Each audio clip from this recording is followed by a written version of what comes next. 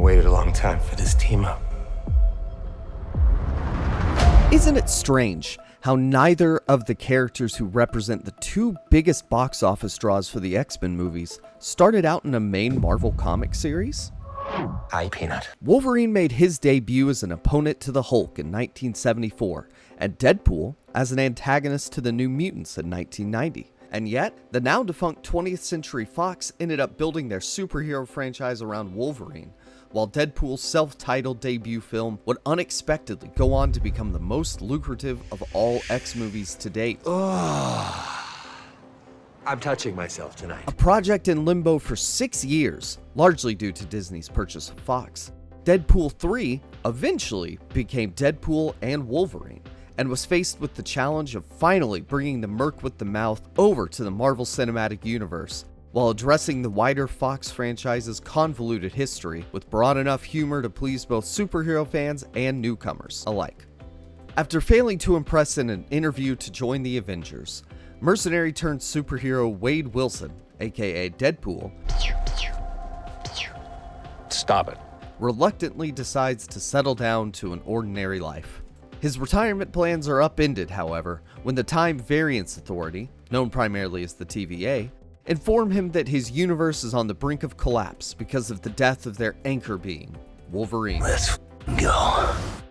Not prepared to lose the handful of people he genuinely loves, Wade decides to traverse the multiverse to find a replacement Wolverine to help save his reality, encountering individuals discarded from many dead universes along the way. Want to talk about what's haunting you, or should we wait for a third act flashback? The third Deadpool, as is tradition by now, opens with a flashy and ultra-violent scene, presented without much context, before doubling back to allow Wade to provide some sardonic voiceover. Time!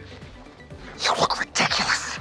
An early fear with this project was whether or not it would sully Wolverine's legacy, after he was given such a perfect, moving send-off in 2017's Logan. As the movie explicitly states early on, almost inviting outrage, they don't really care about that. This pair of nigh-on indestructible mutant anti-heroes ends up being the perfect odd couple to build a summer action movie around. There's the comedian and the straight man, the motor mouth and the strong silent type. Polar opposites of personality, forced to put up with each other to achieve a greater goal. It's Lethal Weapon, Midnight Run, or 48 Hours, retold with a fistful of comic books in hand. Both Ryan Reynolds and Hugh Jackman are inseparable from their roles, and they have all the love-stab chemistry in their characters' relationship you could ever want. They're the reason that this works. Everybody knows. This MCU edition of Deadpool features a number of noteworthy cameos and surprise appearances, but those should remain a surprise.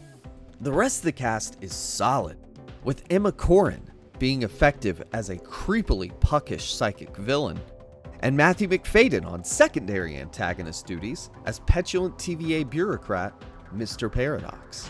Walk with me. Rob Delaney is still on reliable form as cuddly comic relief Peter, but unfortunately, Morena Baccarin, as love of Wade's life, Vanessa, appears only fleetingly, which is especially disappointing considering everything he's been through in the last 2 films to save her.